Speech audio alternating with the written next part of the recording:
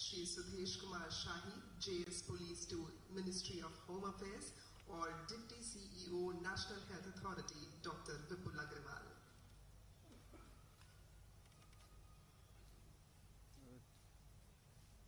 इस हस्ताक्षर के साथ ही मैं अनुरोध करना चाहूंगी साइनिंग ऑफिशियल से कि आप कृपा करके मंच के समक्ष पधारें और इस समझौता ज्ञापन का विनिमय करें। ये समझौता ज्ञापन आपस में एक्सचेंज किया जाएगा यहाँ मंच पर आप सभी लोगों के समक्ष, और हम सभी लोग आज इस क्षण के साक्षी हैं। जोरदार ताली हो जाएगी।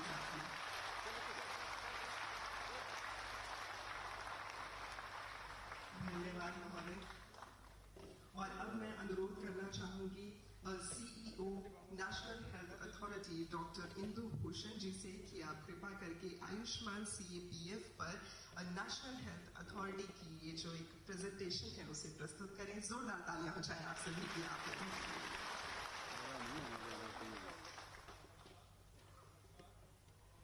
माननीय केंद्रीय गृह मंत्री महोदय, माननीय मुख्यमंत्री जी, माननीय गृह राज्य मंत्री जी, माननीय स्वास्थ्य मंत्री जी, माननीय गृह सचिव महोदय, माननीय DG CRPF महोदय, यहाँ उपस्थित CAPF के महानिदेशकगण, भारत सरकार एवं राज्य सरकार के अधिकारीगण और साथियों, मेरे लिए यह गौरव का विषय है कि मैं इस ऐतिहासिक क्षण का साक्षी बनने जा रहा हूं। जो लोग हमारी सरहद की सुरक्षा और आंतरिक सुरक्षा में लगे हुए हैं, उनके लिए देश कुछ भी करे वो कम है। जो हमारी सुरक्षा में लगे हुए हैं, आज हम उनके और उनके परिवारजनों की स्वास्थ्य सुरक्षा की सुनिश्चितता का वादा करते हैं। देशवासियों की तरफ से इनकी सेवा और समर्पण के सम्मान में इस अहम पहल का हिस्सा बनते हुए मैं आप सबको बधाई देता हूं और अपने आप को भाग्यशाली समझता हूं। यह अवसर इसलिए भी ऐतिहासिक है क्योंकि माननीय प्रधानमंत्री जी के आयुष्मान भारत के संकल्प को फलीभूत करने की दिशा में यह एक महत्वपूर्ण कदम है। आयुष्मान भारत प्रधानमंत्री जन आरोग्य योजना दुनिया की सबसे बड़ी हेल्थ एश्योरेंस योजना है। यह योजना देश में 10.7 करोड़ लाभार्थी परिवारों के साथ शुरू की गई थी, लेकिन अब तक 32 राज्यों और केंद्र शासित प्रदेशों ने इसको आगे बढ़ाकर 13 करोड़ से अधिक परिवारों को कवर किया है। इन 65 करोड़ देशवासियों को अब 5 लाख रुपए तक का स्वास्थ्य कवर प्रति वर्ष प्रति परिवार मिल रहा है। आइए उस ऐतिहासिक क्षण को वापस देखते हैं जब माननीय प्रधानमंत्री जी ने 72वें स्वतंत्रता दिवस के अवसर पर लाल किले की प्राचीर से आयुष्मान भारत PMJ की अभूतपूर्व यात्रा की घोषणा की थी। देश के गरीब से गरीब व्यक्ति को, सामान्य जन को आरोग्य की सुविधा मिले, इसलिए गंभीर बीमारियों के लिए और बड़ी अस्पतालों में सामान्य मानवी को भी आरोग्य की सुविधा मिले, मुफ्त में मिले, और इसलिए भारत सरकार ने प्रधानमंत्री जन आरोग्य अभियान प्रारंभ करने का तय किया। प्रधानमंत्री जी के आशीर्वचन से शुरू हुई ये यात्रा आज कई मील के पत्थर स्थापित कर चुकी है। लगभग 2.5 साल पहले 1 फरवरी 2018 को तत्कालीन वित्त मंत्री स्वर्गीय श्री अरुण जेटली जी के केंद्रीय बजट के उद्घोषणा में योजना के क्रियान्वयन की घोषणा की गई थी। उसके बाद हम लोगों ने इसमें कई छोटे बड़े कदम उठाए। राज्यों के परामर्श से अगले 6 महीने के अंदर योजना का प्रारूप, संस्थागत संरचना, IT संरचना और योजना के कार्यान्वयन के लिए व्यापक तंत्र का निर्माण किया गया। 23 सितंबर 2018 को रांची में माननीय प्रधानमंत्री जी ने योजना का शुभारंभ किया। उसी दिन से यह योजना 26 राज्यों और केंद्र शासित प्रदेशों में शुरू कर दी गई और योजना के लागू होने के 20 महीने में के कम समय में मई 2020 तक आयुष्मान भारत पीएमजे ने 1 करोड़ से अधिक उपचार प्रदान कर एक मिसाल कायम की। वर्तमान में पीएमजे योजना के अंतर्गत लाभार्थियों को 24,000 अस्पतालों के विस्तृत नेटवर्क के द्वारा 19,000 करोड़ की लागत से 1,500 करोड़ से अधिक उपचार दिए जा चुके हैं। पिछले 28 महीनों में योजना जिस मुकाम पे पहुंची है उसमें 4 घटकों का महत्वपूर्ण योगदान है। एक, स्ट्रॉन्ग, रिलायबल और इंटरऑपरेबल आईटी सिस्टम। दूसरा, धोखाधड़ी और दुरुपयोग पर मजबूत नियंत्रण। तीसरा, अस्पतालों का व्यापक नेटवर्क जिसमें कि पब्लिक और प्राइवेट अस्पताल दोनों हैं। चौथा, प्रभावी मॉनिटरिंग एंड इवैल्यूएशन। तो योजना के आईटी सिस्टम से एंड टू एंड कैशलेस और पेपरलेस सुविधा संभव हो सकी है। इस जटिल तंत्र के माध्यम से न केवल योजना के तहत सुविधाओं का लाभ उठाना सरल बनाया गया है, बल्कि लाभार्थियों से संबंधित जानकारी को सुरक्षित और गोपनीय भी बनाया गया है। वर्ष 2019-20 में भारत सरकार ने आयुष्मान भारत के आईटी प्लेटफॉर्म को नेशनल गोल्ड अवार्ड से पुरस्कृत किया था। आयुष्मान भारत के तहत किसी भी तरह की धोखाधड़ी और दुरुपयोग के लिए हमने जीरो टॉलरेंस की नीति अपनाई है। इसके लिए आर्टिफिशियल इंटेलिजेंस और मशीन लर्निंग जैसे अत्याधुनिक तकनीक का इस्तेमाल कर एक उत्कृष्ट fraud analytics, control and tracking system भी बनाया है। इस दशा में लगातार नवाचारों को प्रोत्साहित किया जा रहा है। योजना के तहत अस्पतालों का एक बड़ा नेटवर्क बनाया है जो सुदूर क्षेत्रों में भी लाभार्थियों तक स्वास्थ्य सुविधाएं मुहैया करा रहे हैं।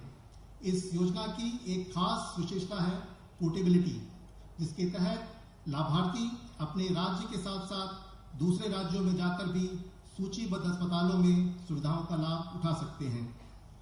योजना के समग्र मूल्यांकन के लिए रियल टाइम डैशबोर्ड का विकास किया गया है ताकि योजना की प्रगति को रोज हर एक पल ट्रैक किया जा सके और साक्ष्य पर आधारित नीतिगत निर्णय लेने में सहूलियत हो। योजना के तहत लाभार्थियों के शिकायत निवारण और समाधान प्रदान करने के लिए 24/7 कॉल सेंटर की व्यवस्था भी की गई है। वर्तमान में अगर हम देश में चल रही विभिन्न स्वास्थ्य योजनाओं को देखते हैं तो हम पाते हैं कि अलग अलग लाभार्थी वर्ग के लिए भिन्न भिन्न प्रकार की स्वास्थ्य योजनाएं भिन्न भिन्न संस्थाएं चला रही हैं। उदाहरण के लिए ईएसआई के लिए अलग योजना है, केंद्र सरकार और राज्य सरकार के कर्मचारियों के लिए अलग योजना है, रेलवे कर्मचारियों के लिए अलग योजना है। इसी प्रकार से कई राष्ट्रीय कार्यक्रम हैं और हम लोगों ने ये भी देखा है कि कई लाभार्थी वर्ग एक से अधिक योजना में शामिल हैं। और योजनाओं की इस प्रकार की जो विविधता है उससे न केवल सुविधाओं की उपलब्धता में असमानता होती है, बल्कि आर्थिक और मानविक संसाधनों का भी पूरा उपयोग नहीं हो पाता है।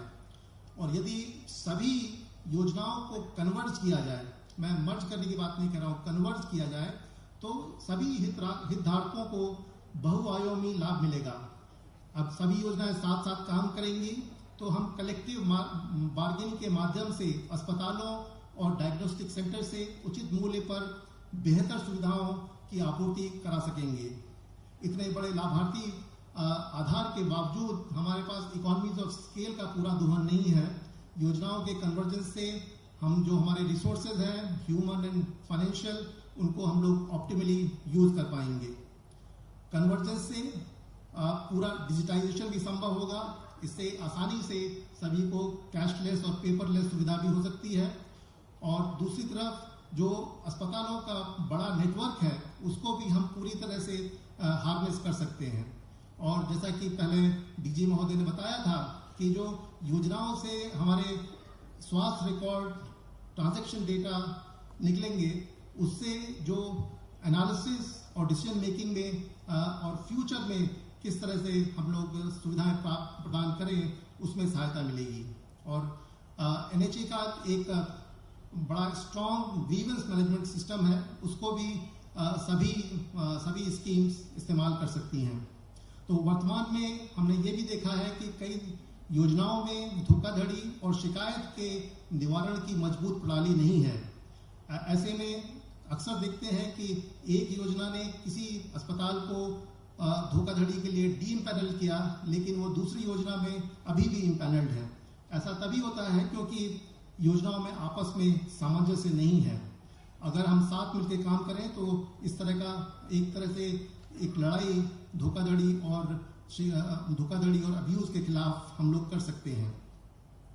माननीय प्रधानमंत्री जी के आयुष्मान भारत के संकल्प का एक महत्वपूर्ण आयाम ये भी है कि देश में चल रही तमाम बीमा और आश्वासन योजनाओं को आयुष्मान भारत के अंतर्गत एक रूप किया जाए। इस दिशा में हम लगातार कोशिश कर रहे हैं और इसमें CAPF के माध्यम से एक बड़ा कदम आज हम लोग उठाने वाले हैं। वर्तमान में गृह मंत्रालय द्वारा CAPF के जवानों को, उनके परिवारजनों को कॉम्प्रिहेंसिव OPD और IPD संबंधित स्वास्थ्य सेवाएं दी जाती हैं। ये सेवाएं वो या तो सरकारी अस्पतालों में या CAPF के अस्पतालों में या CGHS के अस्पतालों में या CGHS से सूचीबद्ध निजी अस्पतालों में ले सकते हैं। लेकिन जब आयुष्मान भारत प्लेटफॉर्म के साथ जुड़ेंगे तो उसमें इनको सुविधा लेने में आसानी होगी और उनकी सुविधा की गुणवत्ता और सुगमता में उत्तरोत्तर वृद्धि होगी। इस नई योजना से जवानों को और जवानों के परिवारों को कई लाभ होंगे। जो इस समय लाभ मिल रहे हैं वो पूर्णतः मिलते रहेंगे। अस्पतालों में पेपरलेस और कैशलेस सुविधाएं मिलेंगी। पहले की तरह इलाज के खर्च पे कोई सीमा नहीं होगी। पोर्टेबिलिटी की सेवा के अंतर्गत देश के किसी भी राज्य में योजना का लाभ लिया जा सकता है। योजना के तहत अस्पतालों की संख्या 10 गुने से अधिक बढ़ जाएगी। इस समय CAPF के पास जहां पे वो जा सकते हैं करीब 1000 अस्पताल हैं और आयुष्मान भारत के पास करीब 24,000 अस्पताल हैं, जिसमें कि 10,000 से अधिक अस्पताल प्राइवेट अस्पताल हैं, जिससे कि जो संख्या है जहाँ पे की सुविधा मिल सकती है उसमें भयंकर वृद्धि होगी। इसके अलावा शिकायत निवारण के लिए जो हमारा 24/7 कॉल सेंटर है उसके माध्यम से शिकायतों का समयबद्ध तरीके से निवारण भी होगा। अगर मैं सरकार के दृष्टिकोण से देखूं तो CAPF कर्मियों को बेहतरीन सेवा देने के अलावा बहुत सारे अधिक लाभ भी हैं। एक तो योजना का दुरुपयोग में अंकुश लगेगा, दूसरा प्रभावी ढंग से योजना की निगरानी और मूल्यांकन किया जा सकेगा और फीडबैक के आधार पर सेवा की गुणवत्ता में सुधार किया जा सकेगा।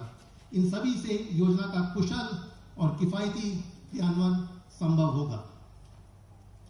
आसाम में आज PMJ और CGHS के अस्पतालों में आयुष्मान भारत CAPF के शुभारंभ के बाद फरवरी में इस योजना के अंतर्गत असम में लाभार्थियों के लिए हम रियम्बर्समेंट मॉड्यूल शुरू करेंगे। इसका विस्तार उत्तर पूर्वी राज्यों और पूर्वी राज्यों में किया जाएगा। मार्च में इस योजना का विस्तार उत्तरी और पश्चिमी भारत में किया जाएगा और मार्च के अंत में दक्षिणी राज्यों और शेष बचे अन्य आयुष्मान भारत राज्यों में इसका विस्तार करेंगे। अप्रैल में यह योजना पूरे देश में लागू की जाएगी। इस समय मैं आश्वस्त हूं कि CAPF कर्मियों और उनके आश्रितों को आयुष्मान भारत CAPF योजना के तहत बेहतर स्वास्थ्य सुविधाएं उपलब्ध होंगी। यह देशवासियों की तरफ से उनकी कर्तव्य निष्ठा के प्रति एक सच्ची श्रद्धांजलि है। हमारा जवान आयुष्मान, यही हमारा ध्येय है, यही हमारा संकल्प है। जय हिंद।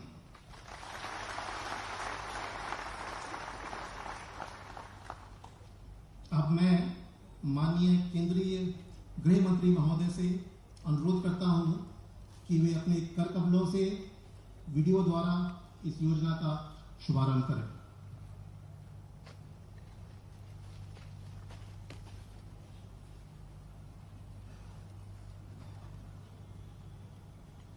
माननीय गृह मंत्री द्वारा आयुष्मान CAPF से संबंधित वीडियो का विमोचन। आप सभी की करतल ध्वनि। श्री अमित शाह के कर्तव्यों द्वारा आज 23 जनवरी 2021 को आयुष्मान CAPF का शुभारंभ। प्रधानमंत्री श्री नरेंद्र मोदी ने लगभग 2 वर्ष पूर्व भारत को आयुष्मान बनाने का निश्चय किया था। आज ये संकल्प करोड़ों भारतवासियों की जिंदगी का कायाकल्प कर उनके चेहरों पर मुस्कान ला रहा है। समाज की आखिरी पंक्ति में जो इंसान खड़ा है, गरीब से गरीब को इलाज मिले, स्वास्थ्य की बेहतर सुविधा मिले, गरीब की सेवा करने का मैं समझता हूं इससे बड़ा कोई कार्यक्रम नहीं हो सकता है, अभियान नहीं हो सकता है, योजना नहीं हो सकती। देश के 50 करोड़ से ज्यादा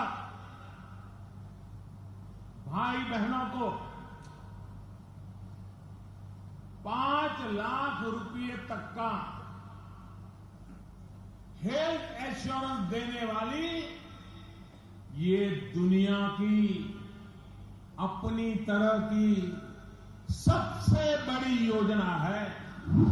योजना के प्रारंभ से अब तक 24,000 से अधिक अस्पताल योजना में सूचीबद्ध हुए हैं, जिनमें 19,000 करोड़ से अधिक की लागत से 1.5 करोड़ से अधिक उपचार हुए हैं। प्रधानमंत्री जी के इसी संकल्प को आगे बढ़ाते हुए आज आयुष्मान भारत योजना का विस्तार किया जा रहा है, जो हमारी और देश की सुरक्षा के लिए अपनी जिंदगियों को दांव पर लगा देते हैं। उनकी जिंदगियों को छूने जा रही है अब आयुष्मान भारत योजना।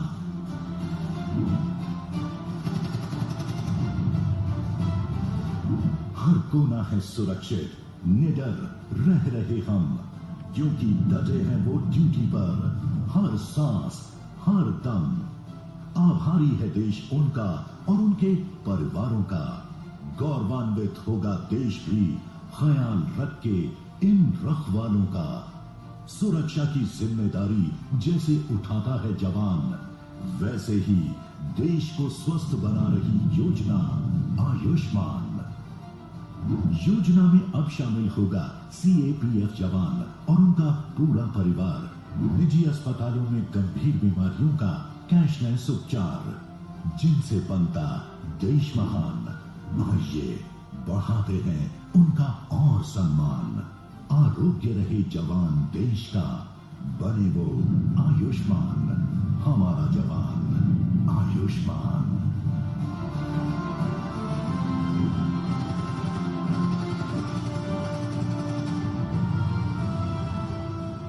एक कर्तव्य जवान निभाता है, एक कर्तव्य अब आयुष्मान भारत निभाएगा।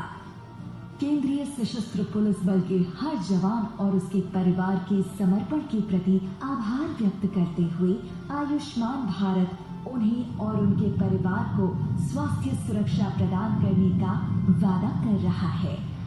आयुष्मान भारत हो, भारत आयुष्मान हो। वाकई महज दिशा बदलने की जरूरत होती है, दशा खुद ब खुद बदल जाती है। और आज हमारा ये मंच हमारे जवानों के स्वास्थ्य की एक नई दशा जो है वो बदलने जा रहा है। तो हम आभारी हैं आयुष्मान के, हम आभारी हैं आज के इस मंच के, जहां से हम सभी लोगों को ये दृढ़ता मिल रही है। और अब CAPF बलों के महानिदेशकों एवं लाभार्थियों को ई हेल्थ कार्ड का वितरण किया जाएगा। तो मैं अनुरोध करना चाहूंगी माननीय केंद्रीय गृह मंत्री जी से कि आप कृपा करके अपने शुभ हाथों से ये वितरण करें। और सबसे पहले मैं आमंत्रित करना चाहूंगी आसाम राइफल से।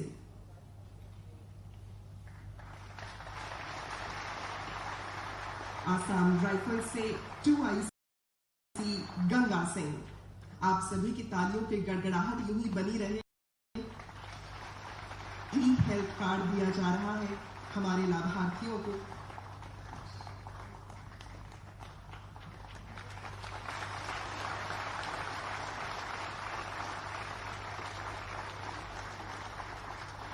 सूबेदार डीजी रमेश लाल,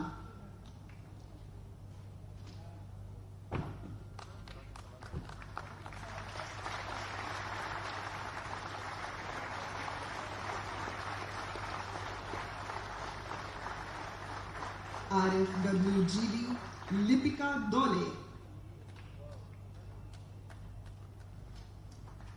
आप सभी की तालियों के साथ हम अभिनंदन करते हैं अपने लाभार्थियों का।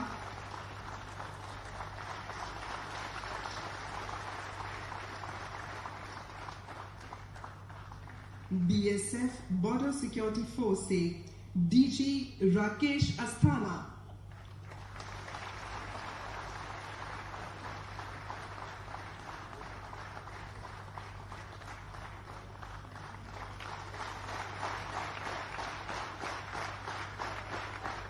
ASI सज्जन सिंह,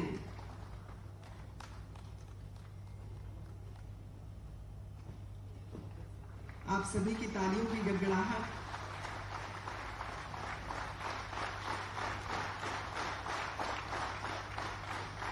महिला कांस्टेबल पैम्पी बाशिया,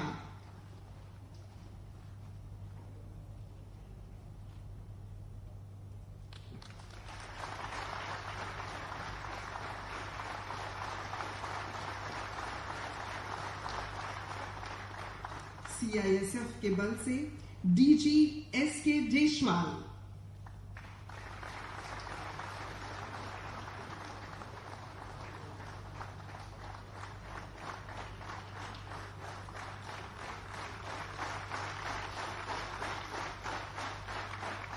लेडी ASI भावना कुमारी,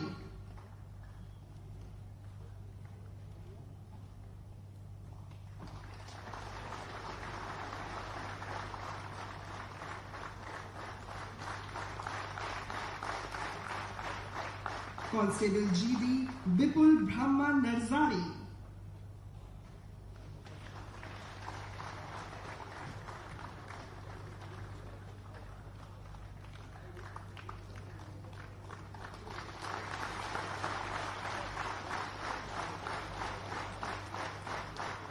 केंद्रीय रिजर्व पुलिस बल CRPF से DG doctor AP Maheshwari,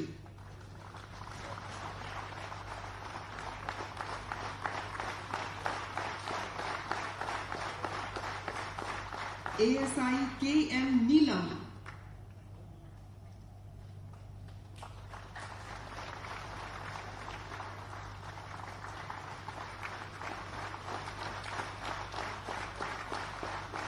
constable GD Mrinal Chaudhary,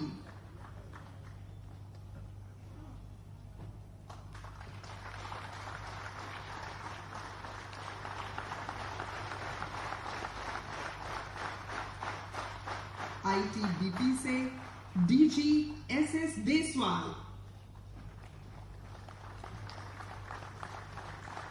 आप सभी की करतल ध्वनि बनी रहे।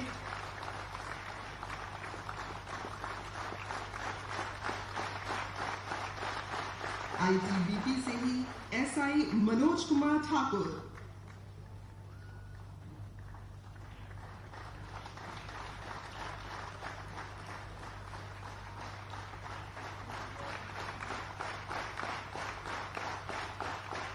Constable Neetu Chhetri,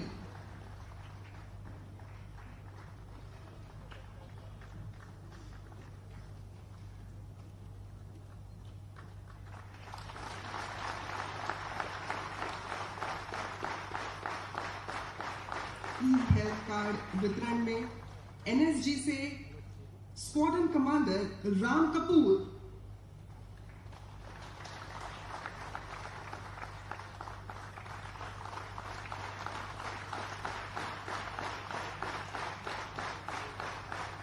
assistant commander 1 Raymond रुकली,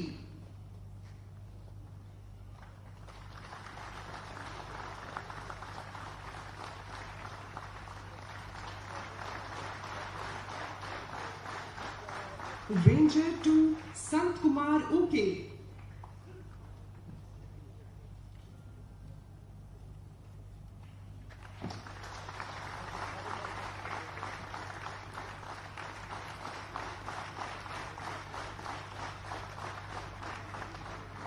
SSB से director general Kumar Rajesh Chandra,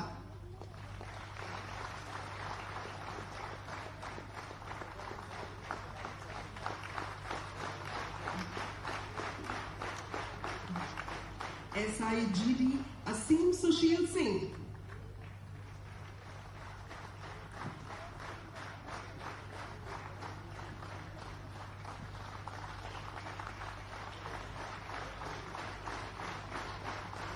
constable GD बोनुश्री Basu मतारी,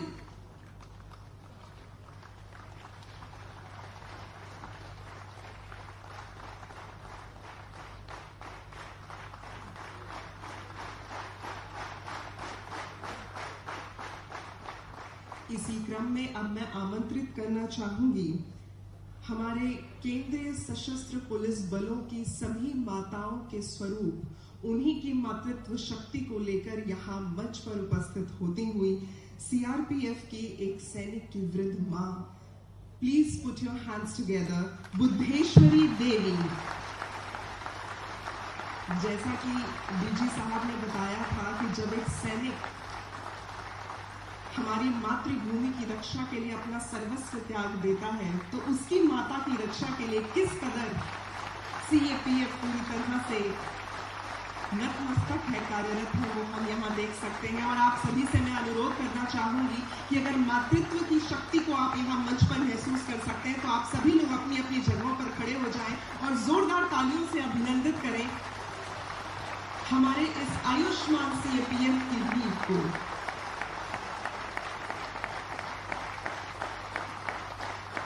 आपका बहुत बहुत धन्यवाद महोदय।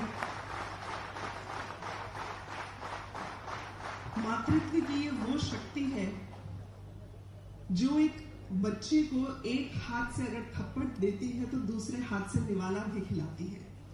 ये मातृत्व की वो शक्ति है जो रण में जाते हुए अपने सपूत के माथे पर विजय तिलक लगाती है, और वो विजय तिलक लगाते हुए कभी उसके हाथ कांपे नहीं। वो काम कर दिखाया है हमारे यहाँ मौजूद प्रणय सरोता ने। तो एक बार जोरदार तालियां हो जाए आपके लिए प्लीज। और अब आज के इस कार्य कल्याणकारी योजनाओं के विषय पर आधारित इस आयोजन की अगली कड़ी है, और वो कड़ी है सशस्त्र सीमा बल यानी SSB की कुछ कल्याणकारी परियोजनाओं का शुभारंभ। इस कार्य हेतु मैं आमंत्रित करना चाहूंगी श्री कुमार राजेश चंद्रा, महानिदेशक सशस्त्र सीमा बल को। आपसे अनुरोध है कि आप परियोजनाओं से संबंधित जो जानकारी है वो उसका संक्षिप्त विवरण दें और तत्पश्चात माननीय गृह मंत्री महोदय से उक्त परियोजनाओं के उद्घाटन का अनुरोध करें। आप सभी लोगों की तालियों के साथ हम अभिनंदन करना चाहेंगे। माननीय श्री अमित शाह जी, केंद्रीय गृह मंत्री भारत सरकार, माननीय मुख्यमंत्री असम सरकार, केंद्रीय गृह राज्य मंत्री, स्वास्थ्य मंत्री असम सरकार, गृह सचिव भारत सरकार डॉक्टर इंदु भूषण, उपस्थित सभी वरिष्ठ अधिकारीगण, मीडिया से आए हुए प्रतिनिधि और हमारे आंतरिक सुरक्षा परिवार से जुड़े हुए सभी संगठनों के सभी बलकर्मी। मैं इस कार्यक्रम के मुख्य अतिथि माननीय केंद्रीय गृह मंत्री भारत सरकार का हार्दिक स्वागत और अभिनंदन करता हूं तथा आभार व्यक्त करता हूं कि आपने इस कल्याणकारी आयोजन के थोड़ा समय निकालकर SSB के भी परियोजनाओं के उद्घाटन का हमारा अनुरोध आपने स्वीकार किया। धन्यवाद महोदय। मैं सीधे बिना किसी औपचारिकताओं के अब आपका ध्यान 24 वाहिनी रंगिया की ओर आकर्षित करना चाहूंगा, जहां वाहिनी परिसर में 10 बिस्तर वाला एक अस्पताल बनकर तैयार है। यह अस्पताल 745 वर्ग मीटर में फैला हुआ है और इस परियोजना की कुल लागत 2 करोड़ 15 लाख रुपए है। ये अभी आप वीडियो के फीड के माध्यम से इसका अवलोकन कर पा रहे हैं। इस अस्पताल के बन जाने से अब हमारे जवानों और उनके परिवारजनों को वाहिनी के अंदर ही मूलभूत उपचार की सुविधाएं मिल पाएंगी। मैं आपसे अनुरोध करूंगा महोदय कि लाइव स्ट्रीमिंग के माध्यम से 24 वाहिनी रंगिया के इस अस्पताल का रिमोट के माध्यम से उद्घाटन करने की कृपा करें।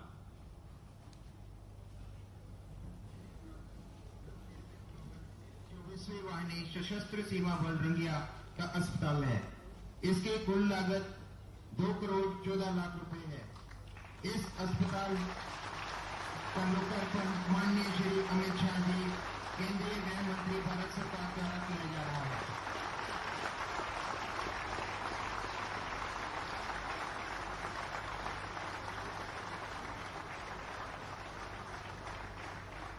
महोदय, हमारी दूसरी परियोजना इसी क्षेत्र मुख्यालय रंगिया के प्रशासनिक भवन जो 1432 वर्ग मीटर में फैला है और जिस परियोजना की कुल लागत 5 करोड़ 33 लाख रुपए है, मैं उस प्रशासनिक भवन के भी उद्घाटन का आपसे अनुरोध करूंगा। इस प्रशासनिक भवन के निर्माण से यहां तैनात अधिकारियों कर्मचारियों को बेहतर कार्य वातावरण मिल पा रहा है और उससे उनके कार्य क्षमता में निश्चित तौर पे वृद्धि हो पाएगी। अब मैं आपको लाइव स्ट्रीमिंग के माध्यम से क्षेत्र मुख्यालय रंगिया के प्रशासनिक भवन का वर्चुअल टूर करा रहा हूं।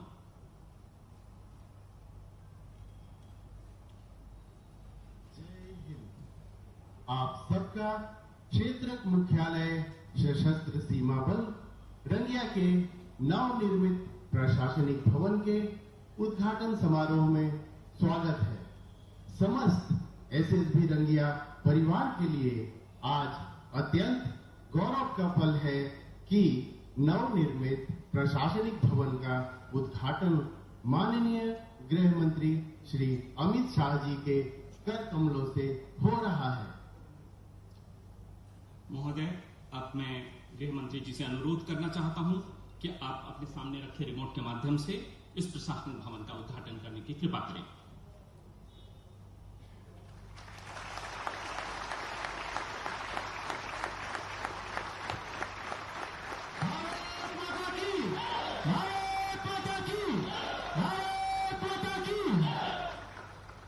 महोदय, इसके बाद हमारी तीसरी और अंतिम परियोजना जिसका उद्घाटन हम आपसे आज करा रहे हैं वो है प्रथम वाहिनी सोनापुर के 168 नवनिर्मित टाइप 2 आवासीय भवनों के उद्घाटन का। इसके तैयार होने से वाहिनी कर्मी न केवल अपने परिवार के साथ रह पाएंगे बल्कि अपने कर्तव्यों का निर्वहन अच्छी तरह से करते हुए अपने परिवारजनों को एक अच्छी शिक्षा और बेहतर चिकित्सा एवं सुरक्षा भी उपलब्ध करा सकने में सक्षम होंगे। वहां से यह आवासीय परिसर कुल 10,072 वर्ग मीटर में फैला हुआ है। अब मैं प्रथम वाहिनी सोनापुर में लाइव स्ट्रीमिंग के माध्यम से नवनिर्मित टाइप 2 आवासीय भवनों का आपको वर्चुअल टूर कराना चाहूंगा। प्रथम वाहिनी सोनापुर के प्रांगण में उपस्थित है। यहाँ आज माननीय गृह मंत्री श्री अमित शाह जी द्वारा 168 टाइप 2 क्वार्टर्स का उद्घाटन होना।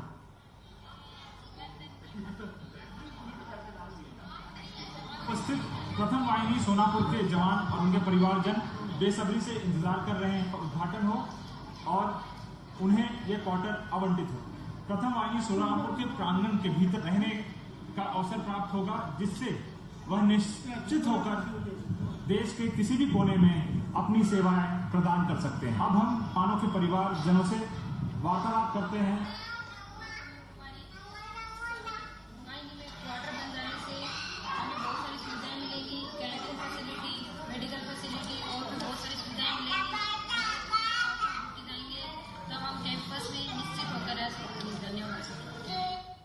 अब मैं माननीय गृह मंत्री जी से पुनः निवेदन करता हूं कि कृपया आपके हाथ में रखे हुए रिमोट्स के माध्यम से 168 टाइप 2 भवनों का उद्घाटन करने की कृपा करें।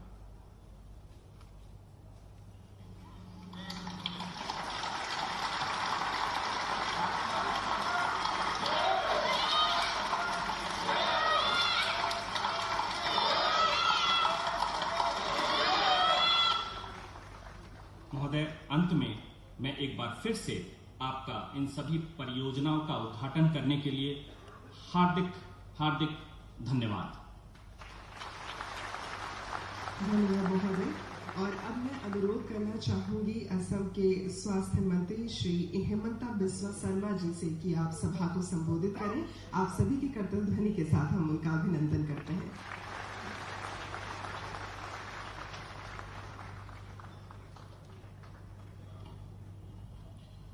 परम आदरणीय केंद्रीय गृह मंत्री श्री अमित शाह जी, असम के मुख्यमंत्री माननीय श्री सर्बानंद सोनोवाल जी, केंद्रीय गृह राज्य मंत्री श्री नित्यानंद राय जी, केंद्रीय गृह सचिव महोदय डीजी सीआरपीएफ श्री इंदुभूषण जी, और आज का सभा में विराजमान सीएपीएफ का तमाम ऑफिसर्स और हमारा जवान।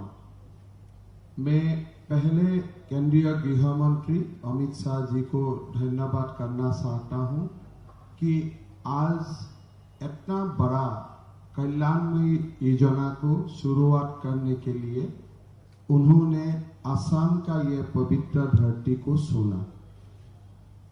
असम 2018 साल में जब 23 सितंबर प्रधानमंत्री नरेंद्र मोदी जी ने आयुष्मान भारत योजना का शुरू किया था, उसी दिन से ही हम आयुष्मान योजना को रूपायन करने का काम शुरू किया था और असम में आज 27 लाख लाभार्थी ये योजना से जोड़ रहा है। मैं अत्यंत कॉन्फिडेंस का साथ बोल सकता हूं असम का स्वास्थ्य मंत्री होने का नाते कि ये स्कीम आयुष्मान भारत सचमुच एक आयुष्मान है, लोगों को आयुष्मान होने का बल देता है। असम में करीबन 1,90,000 व्यक्ति ये योजना से लाभान्वित हुआ है और मैं जब मेडिकल कॉलेज में जाता हूं, मैं गरीब से गरीब लोगों का चेहरा में वो हंसी देखता हूं जो हंसी देखने का शायद सौभाग्य ये आयुष्मान भारत योजना नहीं होने से लोगों को सौभाग्य नहीं होता था।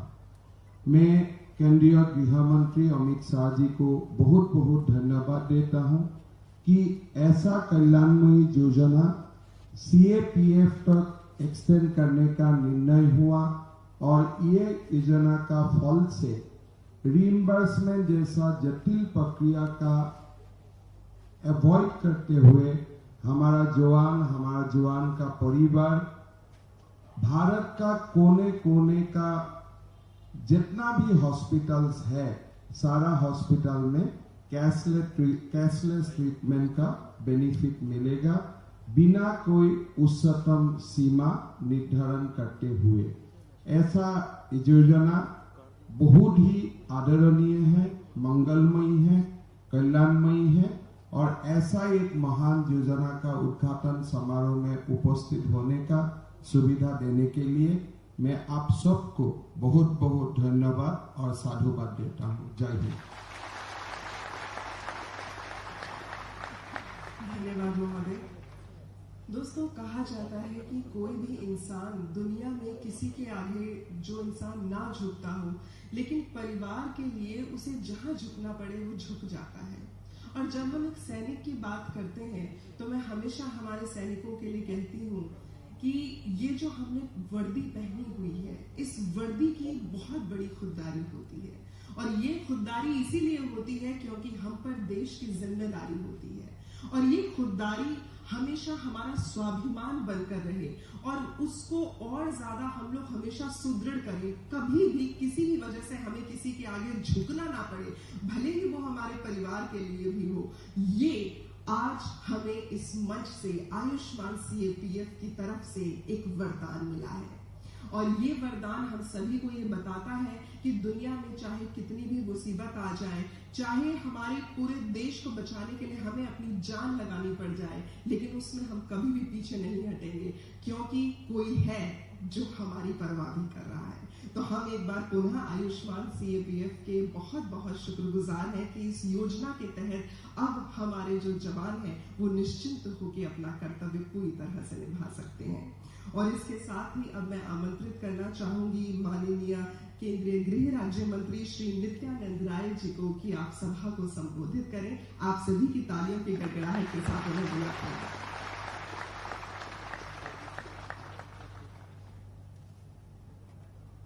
आज आयुष्मान सीएपीएफ के 3 महत्वपूर्ण इस कार्यक्रम में इस कार्यक्रम के शुभारंभ करने वाले भारत के यशस्वी गृह मंत्री आदरणीय अमित शाह जी, असम के माननीय मुख्यमंत्री सर्बानंद जी, माननीय स्वास्थ्य मंत्री हेमंत जी, मंच पर उपस्थित गृह सचिव भल्ला जी, सीआरपीएफ के डीजी महेश्वरी जी, स्वास्थ्य विभाग के इंदुभूषण जी, सीएपीएफ के सभी डीजीगण, वरिष्ठ अधिकारीगण, भारत सरकार और असम सरकार के अधिकारीगण और नौजवान मित्रों, जब आदरणीय गृह मंत्री जी कार्यभार गृह मंत्रालय का संभाले तो उन्होंने देश के विभिन्न कोनों में रह रहे सीएपीएफ के अधिकारियों और जवानों के साथ विभिन्न प्रकार से संवाद करने का काम प्रारंभ किया। कई चरणों में अति महत्वपूर्ण संवाद में बिल्कुल पारिवारिक संवाद की तरह, सिर्फ आपको समझने के लिए नहीं, आपके विषय में सोचने के लिए और उसको सफल बनाने के प्रयास के लिए बहुत ही अच्छे तरीके से माननीय गृह मंत्री जी के संवाद का जो प्रतिफल आया, निश्चित रूप से आज मैं खड़ा होकर गर्व के साथ कह सकता हूं कि सीएपीएफ के अधिकारियों से लेकर जवानों की जिंदगी में कई प्रकार के सुधार और सुविधा देने के लिए अच्छे प्रयास माननीय गृह मंत्री जी के द्वारा हुआ है। और आज उसी का परिणाम है कि माननीय प्रधानमंत्री जी के द्वारा दुनिया की सबसे स्वास्थ्य के क्षेत्र में सबसे बड़ी इंश्योरेंस की योजना, यानी स्वास्थ्य के क्षेत्र की सबसे बड़ी योजना आयुष्मान भारत के अंतर्गत आज आयुष्मान सीएपीएफ भी समाहित माननीय गृह मंत्री जी ने किया है, उसका शुभारंभ किया है। इस पर हम इस अवसर पर आप सबों को हम बहुत बहुत बधाई देते हैं। और माननीय गृह मंत्री जी आपकी ही नहीं, आपके परिवार की भी चिंता करते हैं, इसका परिणाम भी आप सबों के बीच है। माननीय गृह मंत्री जी के विश्वास के रूप में सीएपीएफ है और अटूट विश्वास जो माननीय गृह मंत्री जी का है, सीएपीएफ भी उसी तत्परता और संकल्प के साथ माननीय गृह मंत्री जी और प्रधानमंत्री जी के विश्वास के लिए देश और समाज की सेवा में दिन रात लगा है। हर सफलता आपके समक्ष हो, इसी शुभकामना के साथ बहुत बहुत धन्यवाद। धन्यवाद महोदय। कहा जाता है जब भी कोई शुभ कार्य होता है तो जिस भूमि पे वो शुभ कार्य होता है वो भूमि स्वयं उस कार्य की साक्षात बन जाती है, एक ऐसी साक्ष्य बन जाती है जो इतिहास के पन्नों में दर्ज हो जाती है। और आज असम गुवाहाटी का ये क्षेत्र जो है ये पूरी तरह से हमारे आयुष्मान के इस पूरी योजना का साक्षी बना है। तो अब मैं अनुरोध करना चाहूंगी माननीय मुख्यमंत्री महोदय सर्बानंद सोनोवाल जी से कि आप हम सभी लोगों को संबोधित करें। जोरदार तालियां हो जाए इनके साथ।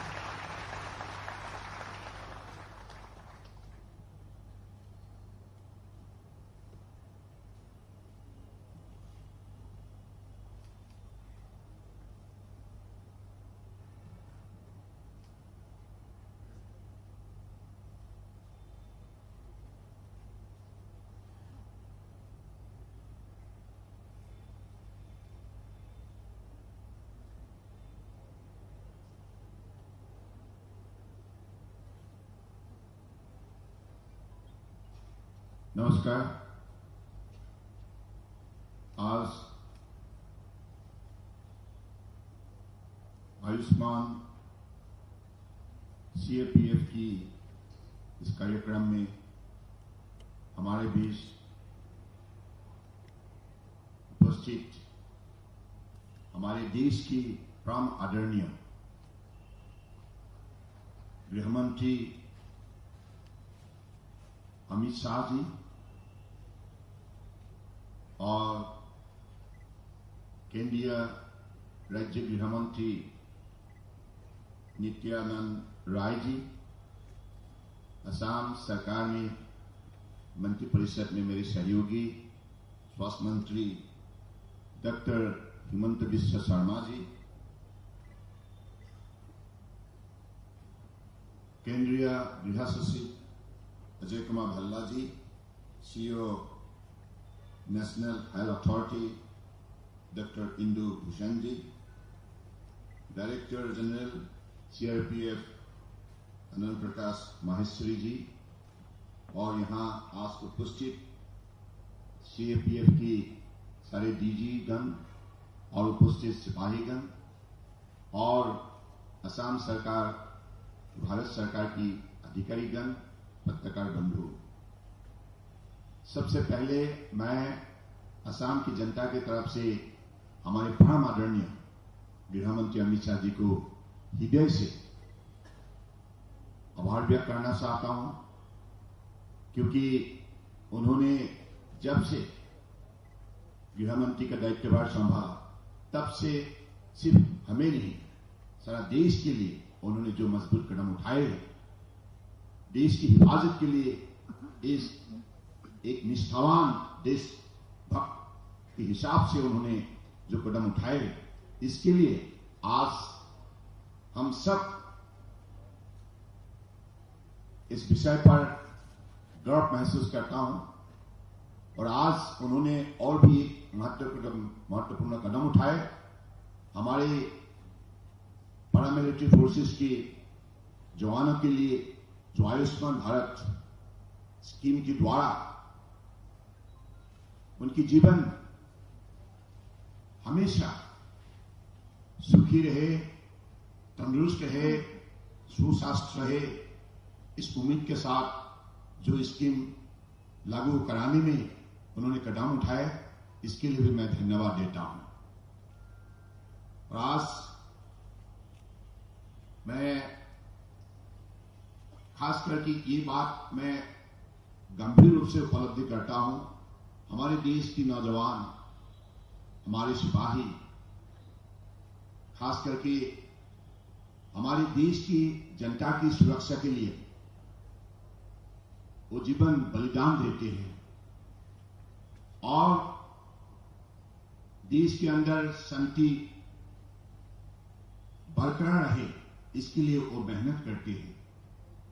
तो इसलिए इन सिपाहियों के लिए जो कदम उठाया गया है, मुझे लगता है कि इस कदम के द्वारा हमारे हर सिपाहियों का मनोबल बढ़ेगा, उनको भी साहस मिलेगा और उनको भी ऐसा लगने लगेगा कि देश हमारा साथ है और इसलिए हम किसी भी परिस्थिति में पीछे नहीं देखेंगे, हम आगे चलते रहेंगे और देश के लिए जैसा हमारी तरफ से सेवा जरूरत है ऐसा सेवा करने के लिए हम प्रतिबद्ध रहेंगे।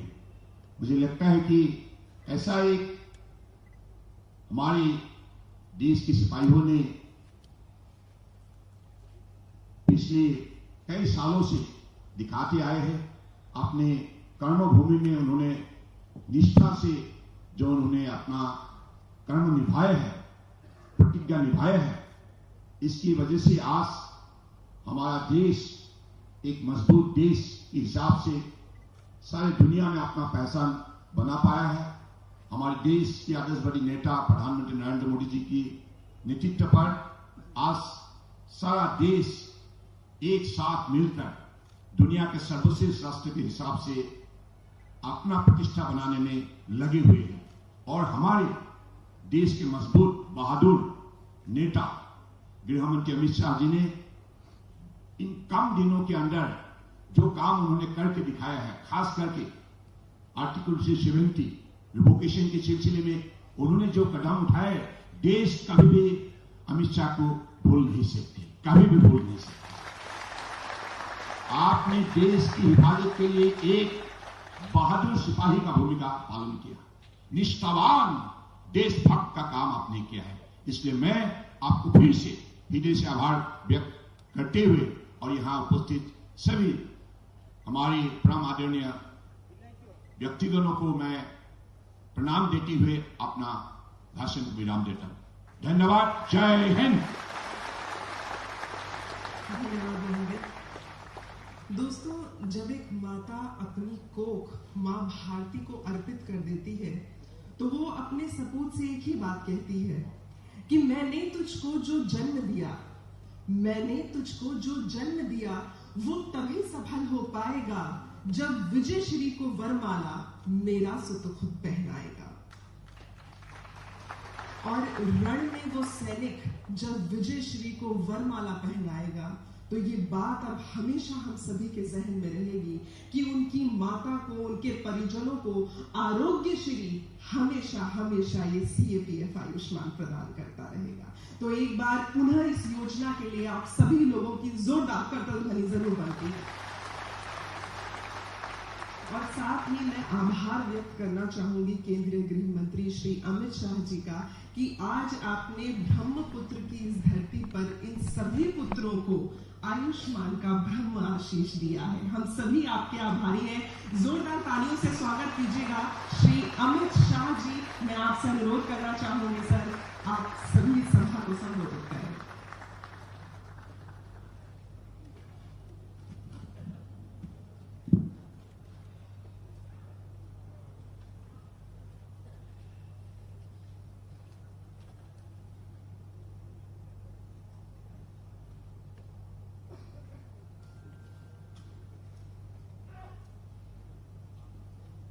मंच पर उपस्थित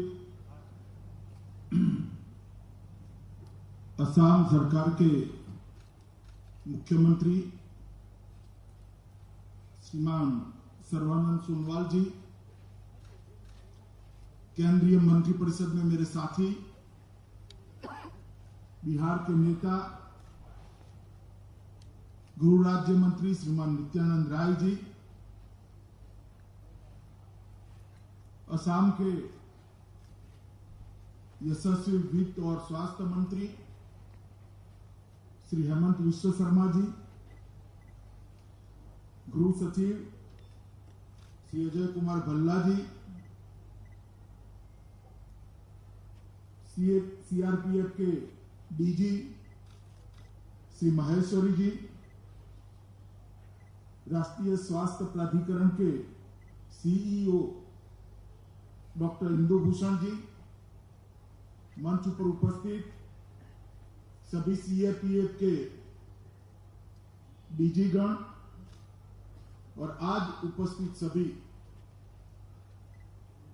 देश की सुरक्षा करने वाले, अहर्निश देश को सुरक्षित रखने वाले CRPF के प्यारे जवानों, अधिकारियों, आप सभी को मैं बहुत बहुत बधाई और अभिनंदन देना चाहता हूं। मित्रों, आज पराक्रम दिवस है। आज नेताजी सुभाष चंद्र बोस का जन्मदिन और उसमें भी 125वां जन्मदिन, और देश के प्रधानमंत्री नरेंद्र मोदी जी ने तय किया है कि आज से हमेशा के लिए यह देश 23 जनवरी को पराक्रम दिवस के रूप में मनाएगा और नेताजी के पराक्रम को हमेशा कृतज्ञ भाव से श्रद्धांजलि देगा। और मुझे इस बात का भी आनंद है कि आज के ही दिन अपने पराक्रम से, पराक्रम की पराकाष्ठा से देश की सीमाओं को जो सुरक्षित रखते हैं, जिनके बलिदान और परिश्रम के और पराक्रम के कारण देश चैन की नींद सो पाता है।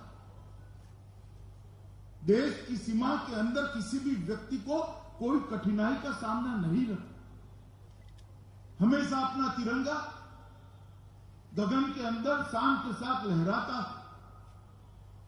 हमारा सार्वभौमत्व, हमारी संप्रभुता, इसकी रक्षा होती है।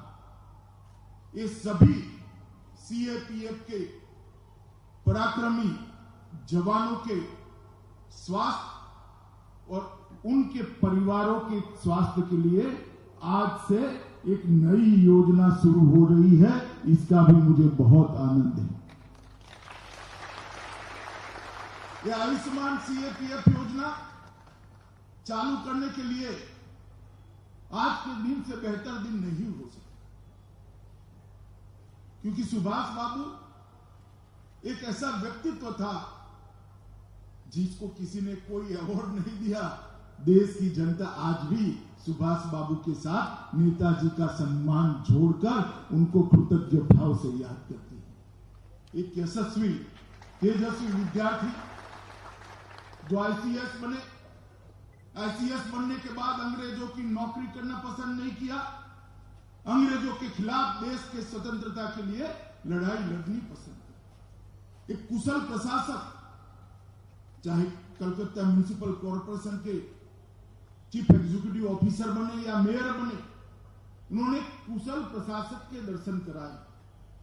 2 बार कांग्रेस पार्टी के अध्यक्ष बने और जब उनको लगा कि द्वितीय विश्व युद्ध में अंग्रेज दबा हुआ है, मौका है देश के लिए, अंग्रेजों की नजर कैद से 7000 किलोमीटर के अज्ञातवास के माध्यम से दूर जाकर आजाद हिंद फौज की रचना करी।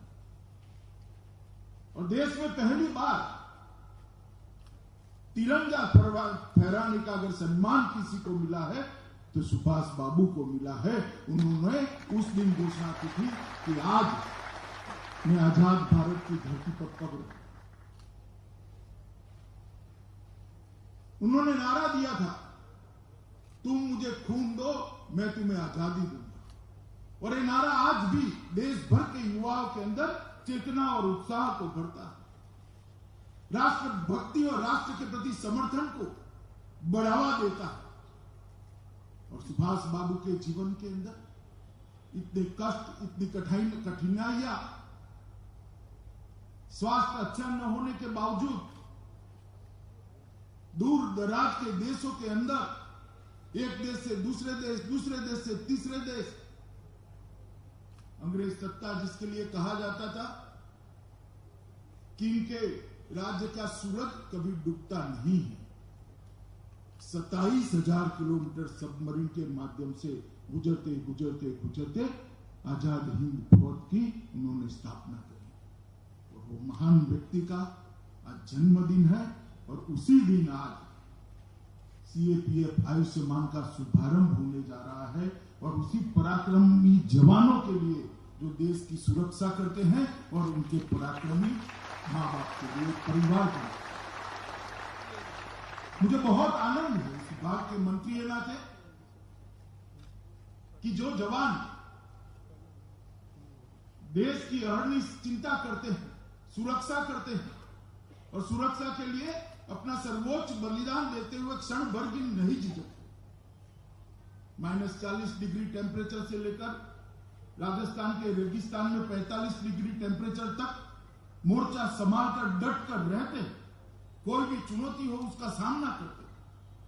देश की आंतरिक सुरक्षा की बात हो या सीमाओं की सुरक्षा की बात हो, सीएपीएफ ने जवानों ने एक उज्जवल इतिहास की निर्मित ये देश के आजाद होने के बाद प्रस्तुत की है।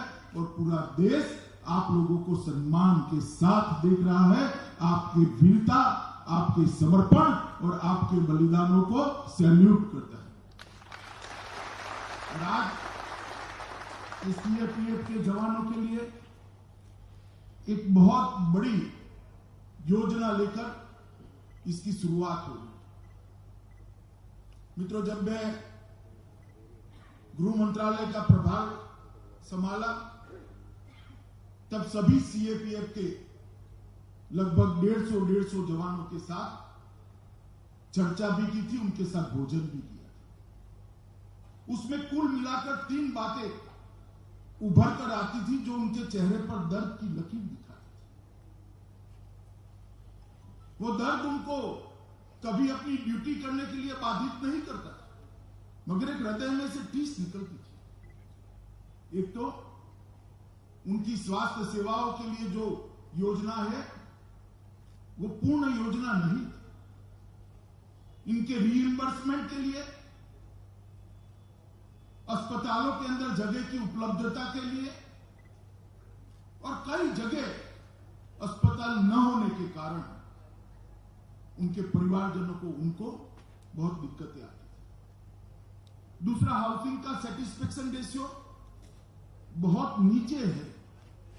वो असम राइफल की एक राइफल वुमेन ने जब कहा तब मुझे भी लगा, मैंने जाकर मंत्रालय में जांच करी तो 7 अर्थ में सेटिस्फेक्शन रेशियो बहुत नीचे। और तीसरा, उन्होंने कहा कि जगह जल्दी भरी नहीं जाती, रिक्रूटमेंट समय पर नहीं होता, इसलिए हमें पूरा साल लगभग ड्यूटी पे तैनात रहना पड़ता है। हम हमारे परिवार के साथ नहीं रह सकते, इससे परिवार में भी तनाव बढ़ता है, इसमें हमारा भी मानसिक तनाव बढ़ता है, ड्यूटी करने में दिक्कत आती है। और जब ये बात वो बता रहे थे तो वो कंप्लेन नहीं कर रहे थे, मुझे बहुत उकसा कर उनको पूछना पड़ता था, तब जाकर वो बोल रहे थे। ये तीनों बातों को भारत सरकार ने, गृह मंत्रालय ने सुधारने का निर्णय उसी दिन कर दिया था जब जवानों के साथ मेरा संवाद हो रहा था। क्योंकि मैं मानता हूं कि जो जवान सरहद पर, सीमा पर अपना सर्वोच्च व न्यौछावर करता है, कम से कम उसको उसके परिवार की चिंता नहीं होनी चाहिए। वो हम सब की जिम्मेदारी है, भारत सरकार की जिम्मेदारी है कि उनके परिवार की ओर से वो निश्चिंत होकर मां भारती की सेवा में वहां डटे रहे। ये जिम्मेदारी उन पर नहीं होनी चाहिए। और इसीलिए जब सीएपीएफ के अंदर हर सीएपीएफ के लिए रिव्यू की मीटिंगें हुई, तब ये योजना का विचार हुआ। और मुझे कहते हुए आनंद है कि प्रधानमंत्री जी ने जो योजना बनाई है, आयुष्मान भारत योजना, इसका ही एक एक्सटेंशन आज सीएपीएफ आयुष्मान के नाम से सभी सीएपीएफ के कर्मचारी और उनके परिवारजनों के लिए आज डॉक्टर इंदु भूषण ने बहुत डिटेल में बात बताई, मगर उन्होंने बहुत क्लमजी तरीके से बताई है। मैं उसको थोड़े सरल तरीके से आपके सामने रखना चाहता हूं। प्रधानमंत्री जी जब देश के प्रधानमंत्री बने, तब ढेर सारी समस्याओं को उन्होंने हल करने की शुरुआत की। कई लोगों ने पहले स्टेटमेंट किए थे कि खजाने पर सबसे पहला अधिकार किसका है। प्रधानमंत्री जी ने एक स्पष्ट कर दिया, खजाने पर सबसे पहला अधिकार देश के गरीब का है। और 60 करोड़ गरीबों के लिए बैंक अकाउंट देना, उनके घर में गैस का सिलेंडर देना, पूरा घर देना, घर में शौचालय देना, घर में बिजली पहुंचाना और स्वास्थ्य सेवाओं के लिए प्रधानमंत्री आयुष्मान भारत योजना का शुभारंभ करना। ये प्रधानमंत्री आयुष्मान भारत योजना आज लगभग 2 करोड़ लोगों के स्वास्थ्य को अच्छा कर चुकी है और देश के 60 करोड़ से ज्यादा गरीबों को 5 लाख तक की सीमा में कोई भी गंभीर बीमारी का इलाज करना है तो आज उसको चिंता करने की जरूरत नहीं है। मित्रों, मेरे मध्य क्षेत्र के अंदर मैंने देखा है कि एक माता जब इंस्टीट्यूशनलाइज डिलीवरी कर घर जाती है तो उसको 250 रुपया घर जाने का भी इस योजना के तहत देने में आते हैं। तो बहुत बड़ा कदम प्रधानमंत्री जी ने उठाया, जिससे देश के 60 करोड़ गरीबों के जीवन में स्वास्थ्य के बारे में चिंता ही नहीं है। और कैशलेस सिस्टम है, आप कार्ड दे दीजिए, वो स्वैप कर लेंगे, आप चले जाइए, आपको कोई चिंता करने की जरूरत। और उसी का मॉडल अपनाते हुए गृह विभाग ने एक प्रधानमंत्री आयुष्मान भारत योजना का एक एक्सटेंशन सीएपीएफ आयुष्मान की आज शुरुआत की।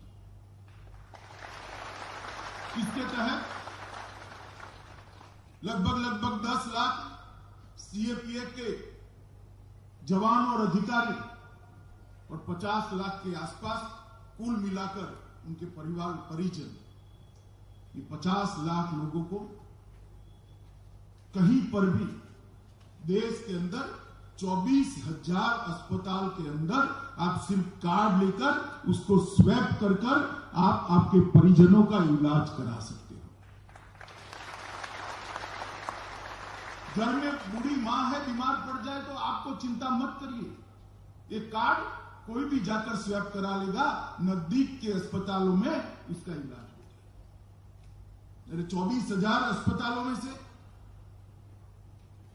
14,000 अस्पताल निजी अस्पताल भी, अच्छे अस्पताल भी, इसके अंदर आपका, आपके परिजनों का इलाज किसी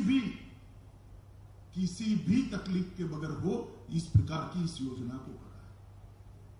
और मित्रों, जब आप ड्यूटी पर होते हैं तब ढेर सारी दिक्कतें परिवार को झेलनी पड़ती हैं।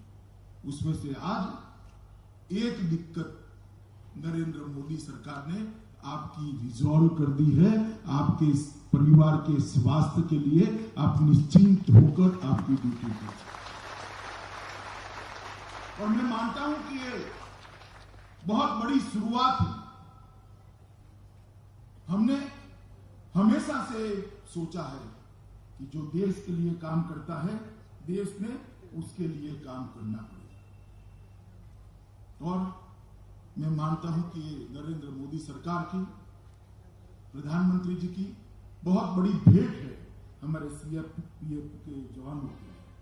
मित्रों, सैटिस्फैक्शन रेशियो के लिए हमने बहुत बड़ा अभियान उठाया है। आज मैं इतना कह सकता हूं कि सैटिस्फैक्शन रेशियो 1.5 साल पहले लगभग 36% था, और 2022 जब 75वीं साल आएगी आजादी की, उस वक्त इसको हम 55% तक पहुंचाने का काम करेंगे। 55% सीएपीएफ के जवानों के लिए रहने को निकालेंगे। और 25,000 भवन अभी निर्माणाधीन, आज टोकन उसका कुछ भवनों का लोकार्पण भी हुआ है। और मैं मानता हूं कि आपके हेडक्वार्टर पर ही अगर रहने की व्यवस्था होती है, तो जब आप हेडक्वार्टर पर वापस आते हो तब परिवार के साथ रहते। और इस सैटिस्फैक्शन रेशियो को धीरे धीरे 65% से ज्यादा ले जाना, इसका लक्ष्य हमने रखा है।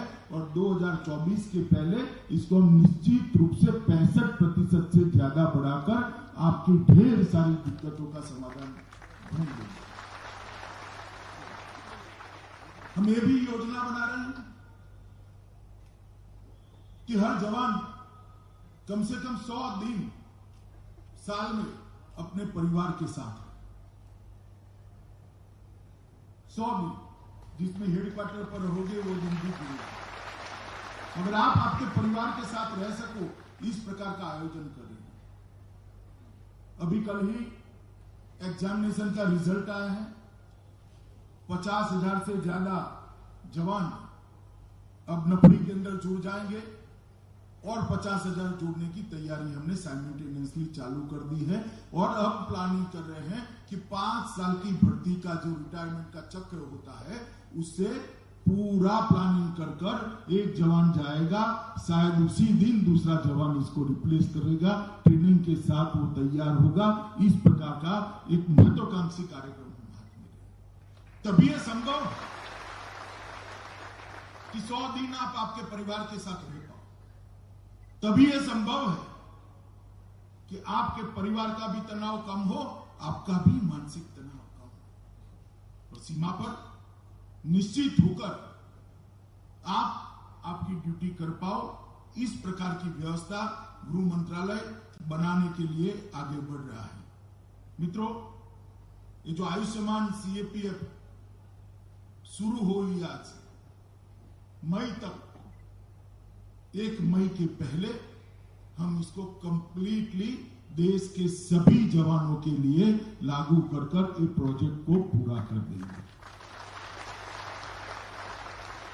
और 1 मई के दिन प्रधानमंत्री जी के वरद हस्तों से पूरे सीएपीएफ का आयुष्मान कवच देश के सामने और सीएपीएफ के जवानों को लोकार्पण करने का काम भी हम 1 मई के पहले पूरा करेंगे। इस प्रकार का एक टाइम बाउंड कार्यक्रम बनाया गया है। और मित्रों, मैं यहां से जाकर इसमें शुरुआती दिक्कतें जो आती हैं, वो शुरुआती दिक्कतों को निराकरण के लिए हम एक एजेंसी भी हायर करने वाले हैं, जिस नंबर पर आप कंप्लेन कर पाओगे और धीरे धीरे धीरे इसकी सारी कंप्लेन का निपटारा करते हुए इसको एक संपूर्ण योजना, कंप्लीट प्रोग्राम बनाने का हम प्रयास करेंगे। क्योंकि मैं जानता हूं टीचिंग प्रॉब्लम आते हैं। टीचिंग प्रॉब्लम के निपटारे की अगर व्यवस्था नहीं करते हैं तो वो योजनाएं सफल नहीं होती अपने उद्देश्यों की प्राप्ति में।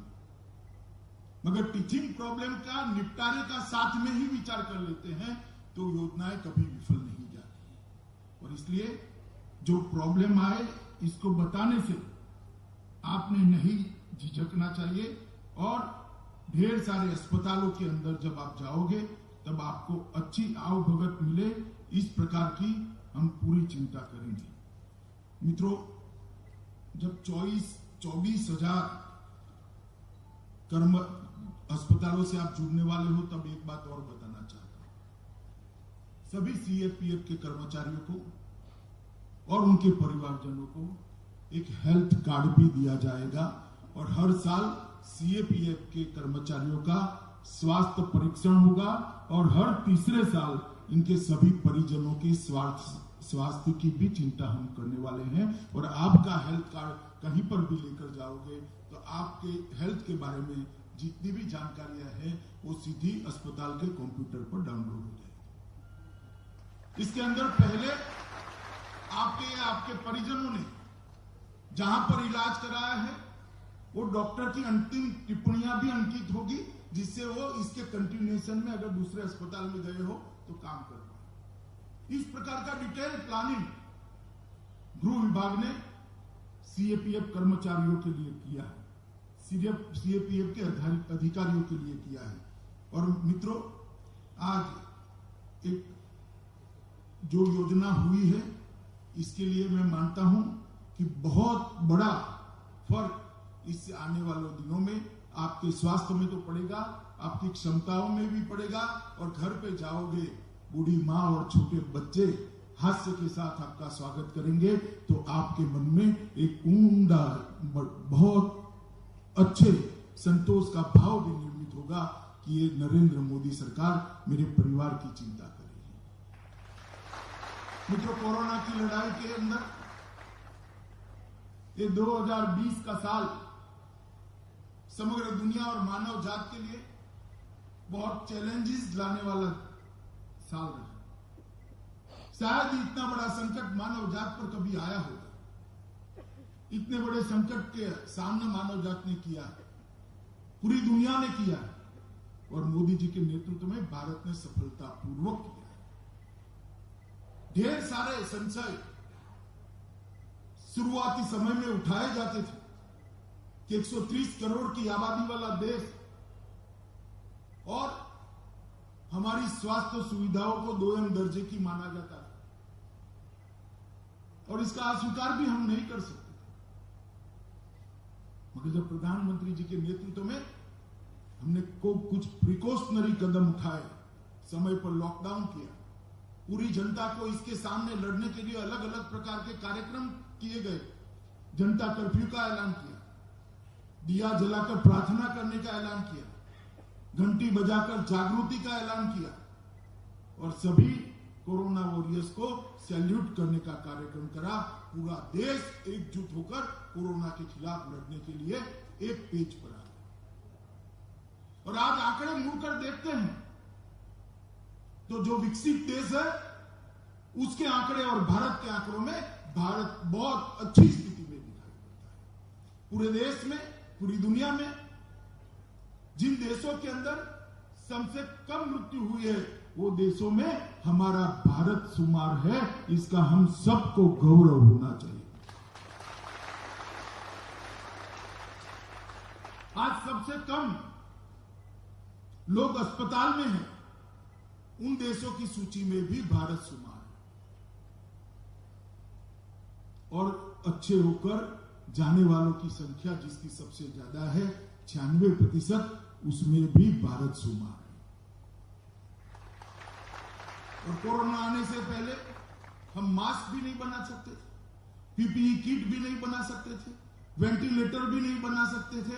आज मैं यहां गौरव के साथ कहता हूं, पूरी दुनिया को मास्क, पीपीई किट और वेंटिलेटर देने की क्षमता हमारे उद्योग जगत ने बनाई है और दुनिया में है। ये लड़ाई हम क्यों लड़ पाए? ये लड़ाई इसलिए लड़ पाए कि दुनिया भर में कोरोना के खिलाफ सरकारें लड़ी और भारत के अंदर कोरोना के खिलाफ प्रधानमंत्री जी के नेतृत्व में सरकार तो लड़ी ही, राज्य सरकारें भी लड़ी, साथ में 130 करोड़ की आबादी भी कोरोना के खिलाफ लड़ाई लड़ी। इसका परिणाम है कि ये सफलता। और हमारे सीएपीएफ के जवान, पुलिस के जवान कोरोना के खिलाफ लड़ाई में प्रथम पंक्ति में पाए गए। चाहे लॉकडाउन की अनुपालना करानी, चाहे कोई बीमार को अस्पताल पहुंचाना हो, चाहे लॉकडाउन तोड़ने वालों को विनय से अपने घर वापस भेजना हो, चाहे एयरपोर्ट पर सुचारू व्यवस्था करनी, चाहे अस्पतालों की सुरक्षा करनी, कहीं पर भी पुलिस और सीएपीएफ के जवानों ने पीछे मुड़कर नहीं देखा। और पुलिस और सीएपीएफ के कई जवान संक्रमित भी हुए और उन्होंने अपनी जान भी गंवाई। परंतु ये लड़ाई में इन्होंने स्वास्थ्य कर्मियों के साथ, डॉक्टरों के साथ कंधे से कंधा मिलाकर कोरोना के खिलाफ लड़ाई लड़ी। मैं आज इस मंच से देश भर के पुलिसकर्मी और हमारे सीएपीएफ के जवानों को बहुत बहुत बधाई देता हूं कि आप लोगों ने ये लड़ाई में बहुत सफल हुई। और इसीलिए जब वैक्सीनेशन की शुरुआत हुई, टीकाकरण की शुरुआत हुई, हमारे ही देश के वैज्ञानिकों ने 2 टीके बनाए और 2 मेड इन इंडिया टीके आज विश्व में सबसे उपयुक्त टीके माने जाते हैं। इसके वैक्सीनेशन की शुरुआत हुई तो पहले जिनको सबसे पहले वैक्सीन देना है उसमें स्वास्थ्य कर्मियों के बाद सीधा नंबर हमारे पुलिसकर्मी और सीएपीएफ जवानों का रखा गया है। आप लोगों को सबसे पहली लिस्ट में। और विश्व का सबसे बड़ा वैक्सीनेशन का प्रोग्राम आज मोदी जी के नेतृत्व में शुरू हुआ है और स्पीड भी अब चौथे 5वें दिन बहुत गति पकड़ी है और धीरे धीरे गति बढ़ती ही जाएगी।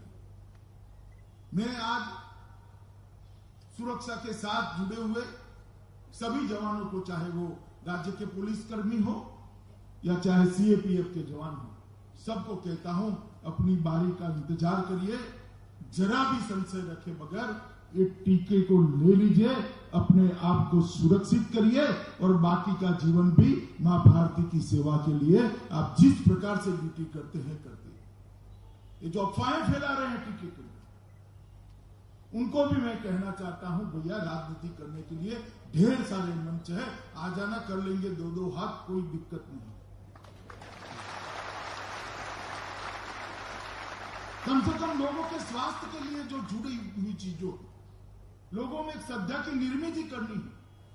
हमारे वैज्ञानिकों ने दिन रात मेहनत करके जो इजाद किया है टीका, इस पर क्यों शंका के बादल मंडरा रहे हो भैया? ढेर सारी चीजें हैं राजनीति करने के लिए। मैं सीएपीएफ के सभी जवानों को कहता हूं कि आप जब टीकाकरण का हमारा नंबर आए तब आप इसको जरूर श्रद्धा के साथ टीका लगाइए और अपने आप को एक सुरक्षा कवच के साथ महसूस कर कर देश के ड्यूटी में लग जाइए। मित्रों, हम जब यहां पर सीएपीएफ के कार्यक्रम में है उस वक्त मैं इतना भी कहना चाहता हूं कि नरेंद्र मोदी सरकार ढेर सारे सुधार गृह मंत्रालय में भी बहुत अच्छे तरीके से कर रही है। गृह मंत्रालय में पहले सब लोग मानते कि भाई इसमें क्या सुधार करो, ढेर सारा क्षेत्र ऐसा है जिसमें सुधार की जरूरत है, जैसे सीएपीएफ आयुष्मान। हमने राष्ट्रीय रक्षा यूनिवर्सिटी और राष्ट्रीय फोरेंसिक साइंस यूनिवर्सिटी को भी स्थापना करने का काम किया है, और अब सीएपीएफ के अंदर जिसको जाना है, पुलिस बल के अंदर जिसको जाना है, रक्षा के साथ जुड़ा वाले किसी भी क्षेत्र में जाना है, वो बच्चा 12th के बाद अपनी करियर वहीं से बनाएगा और उसको प्रायोरिटी भी दी जाएगी। उसके कई साल बर्बाद होने से बच जाएंगे। इसका अभ्यासक्रम ही ऐसा बनेगा कि ट्रेनिंग की सारी व्यवस्था अभ्यासक्रम के दौरान भी हो जाएगी, और उस दृष्टि से जब उसको प्रायोरिटी देंगे उसकी नौकरी भी सुनिश्चित हो जाएगी। यहां सर्वानंद जी और हेमंत विश्व शर्मा बैठे हुए हैं। मैं असम सरकार से निवेदन करना चाहता हूं कि दोनों नेशनल यूनिवर्सिटी का एफिलिएटेड कॉलेज आसाम में तुरंत चालू कराना चाहिए, जिससे आसाम के युवाओं को भी फोरेंसिक साइंस यूनिवर्सिटी और रक्षा शक्ति यूनिवर्सिटी का फायदा मिले। और इससे जिसमें बच्चों को कैरियर बनानी है, उसी क्षेत्र का विशेष प्रशिक्षण देने की एक शुरुआत होगी, प्रोफेशनलिज्म की शुरुआत। और ये दोनों यूनिवर्सिटी काम करना शुरू कर दिए हैं। कई राज्यों के साथ एमओयू की दरखास्त भी आ गई है। असम सरकार ने भी एफएसएल के लिए तो दरखास्त भेजी है। मैं मानता हूं कि इससे सुरक्षा के क्षेत्र में आने वाले सभी बच्चों को एक नई दिशा मिलेगी, उनका भविष्य उज्जवल होगा। मित्रों, आज ढेर सारे सुधार गृह विभाग ने शुरू किए हैं।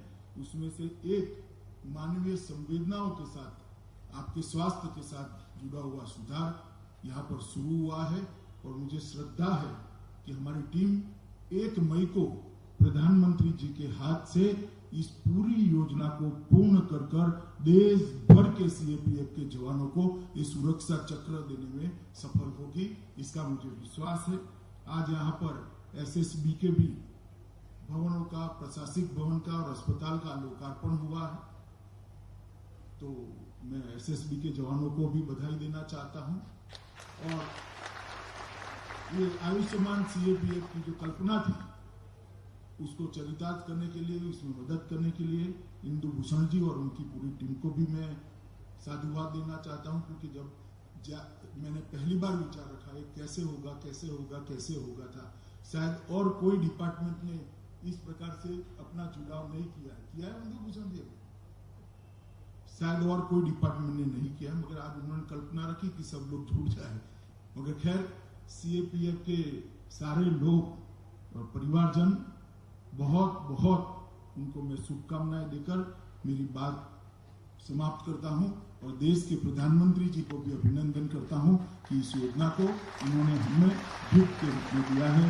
बहुत बहुत धन्यवाद। भारत माता की जय।